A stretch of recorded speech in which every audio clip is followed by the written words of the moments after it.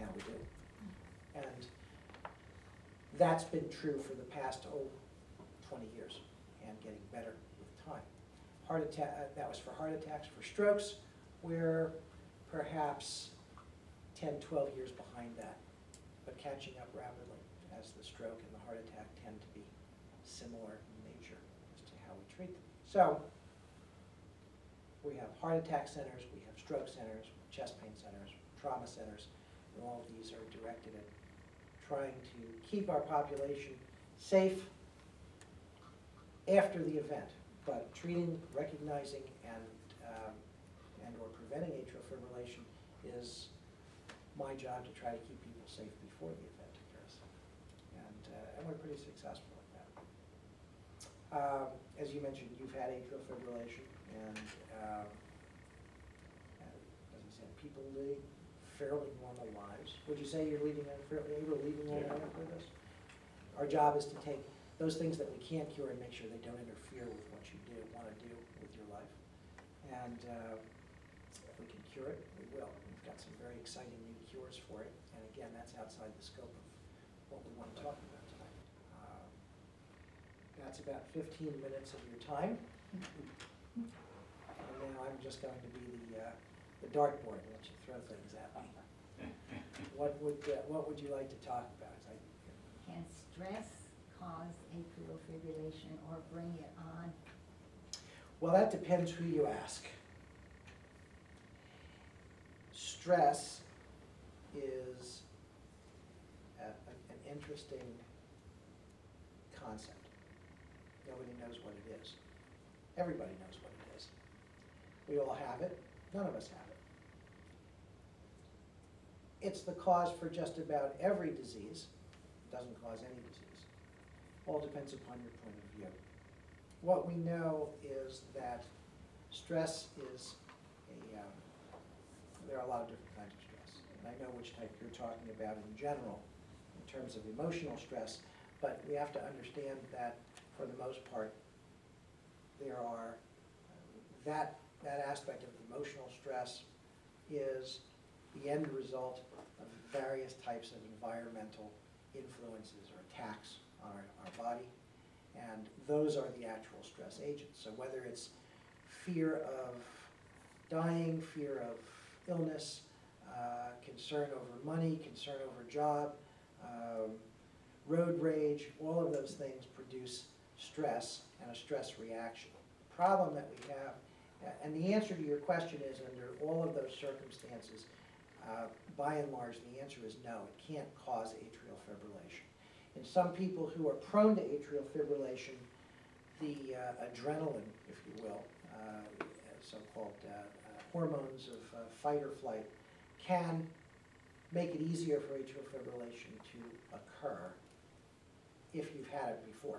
But it's not something that will cause atrial fibrillation in the absence of a predisposition to it. Now, the problem that we have is not with stress. We were designed to be able to deal with stressful situations. Our blood pressure goes up, our heart rate goes up, our vision becomes more acute, or parts of it do, our hearing and so on, all of our senses become heightened, and that's the so-called fight or flight response.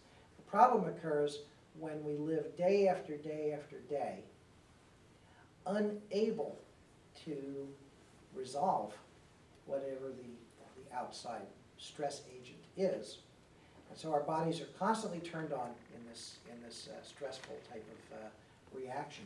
And that causes a lot of damage. It causes damage to blood vessels, and as it causes damage to the blood vessels at the microscopic level, it'll cause damage to the organs that those blood vessels provide blood supply for. So in a broad sense of the word, stress can cause just about anything.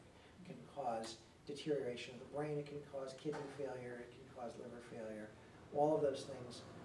But it has to be not stress that you deal with, but stress that you can't deal with, and that's continuous, that does the damage. And so I wouldn't single out atrial fibrillation in that regard. Now, interestingly, about somewhere between 15 and 20 years ago, Harvard Medical School did a research study to determine if people in high-stress occupations were more likely to have a heart attack because it becomes very important financially, not only for health reasons, but also from the perspective of workman's compensation, the standpoint of insurance companies, and insurance companies are always looking for cause and effect. And while we don't like to talk about money in medicine, money is a reality. Finance is a reality. The economy is a reality. So we really do have to look at this simultaneously from the level of being able to prescribe medications that patients can afford, all the way up to what it's costing society to take care of problems that might be otherwise solvable. Consequently, they looked at stress. And what they found was surprising. What they found was that they could not identify an increased risk of heart attack or other heart disease in patients who were subjected to constant stress unless the stress was a direct daily threat to the person's survival. Combat soldiers, peace officers, firefighters. Anybody whose job, occupation involved going to work and not knowing if you would survive to come home that night had a higher risk of heart attack, stroke, and cardiovascular death than the general population did. But other forms of stress, those people who were working in distressed companies where they didn't know if they were going to have a job or didn't like their boss or whatever the measurement of stress was in that were considered high stress, those people, that population, did not have an increased incidence of heart disease. So the conclusion was that stress doesn't cause heart disease with the exception of firefighters and police officers. Most of us, thankfully, don't wake up in the morning wondering if our job is going to cause our death that particular day. That's stress. Less than that, we can probably, our bodies seem to be able to do. How about another dart to throw at me?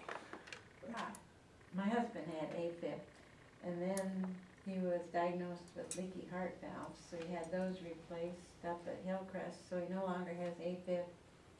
His doctor's just so excited about him because That's everything great. was cured with the leaky heart.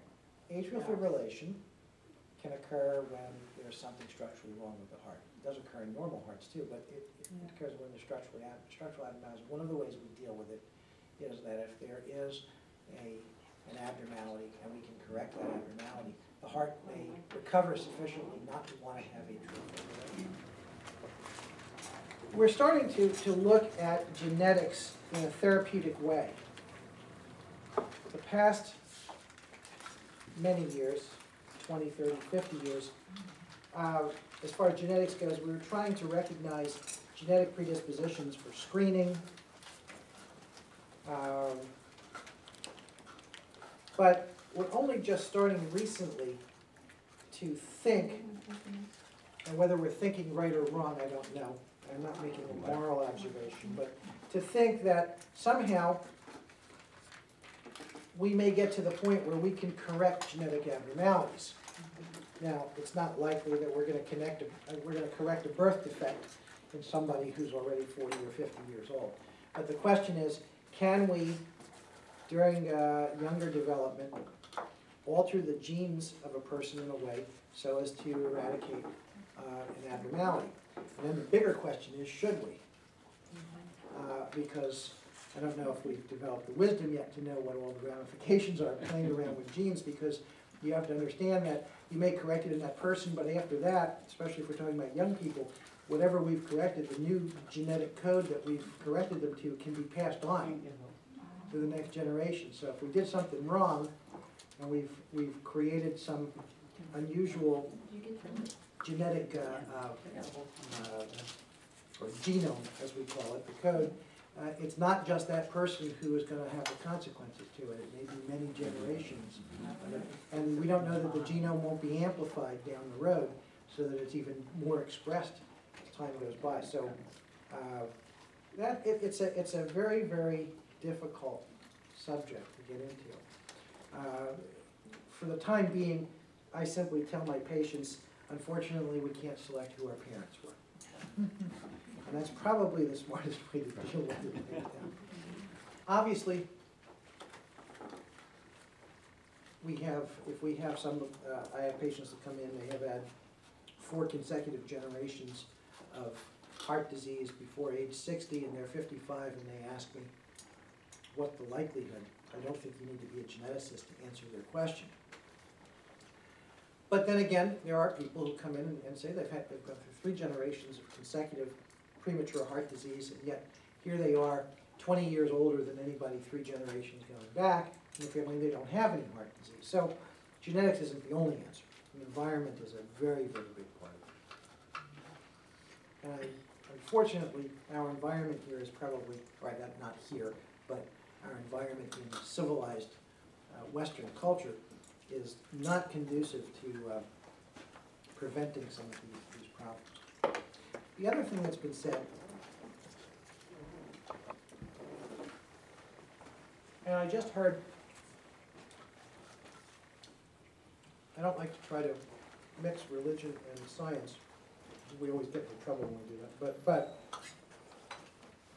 I'd heard on the radio 2 days ago that the argument about evolution versus creationism was just recently on the verge of being resolved. I didn't hear any more of that, so I have no idea what they were talking about. That's come up recently. But if for a moment we believe, we accept the fact that there is some evolution going on. Now notice I did not say that we're the product of evolution, but that there's, now that creation has occurred many, many years ago, there's some evolution going on now. One of the things that is true genetically about a disease or some other malady is that if you have a disease in a population that strikes that members of that population at a young age, and let's assume that it's potentially lethal.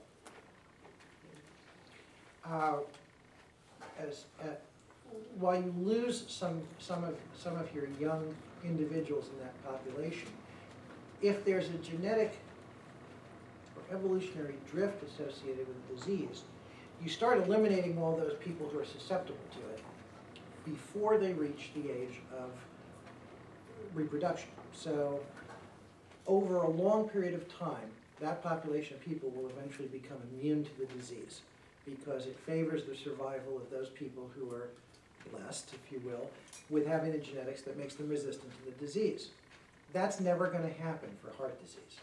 We are never going to outgrow it or evolve into human beings that are immune to having heart disease for a simple reason. And that is, heart disease is a disease that strikes us, for the most part, long after we reach the age at which we bear children or father children. And so consequently, there's no evolutionary current, there's no force from evolution to try to make us immune to heart disease. There's no species survival benefit to it because by the time that we have heart disease, most of us have already had and raised our children. We've passed on our genes already. So just the fact that our genes leave us susceptible to heart disease isn't going to be evolved out of our species because of that. And that's an interesting evolutionary theory.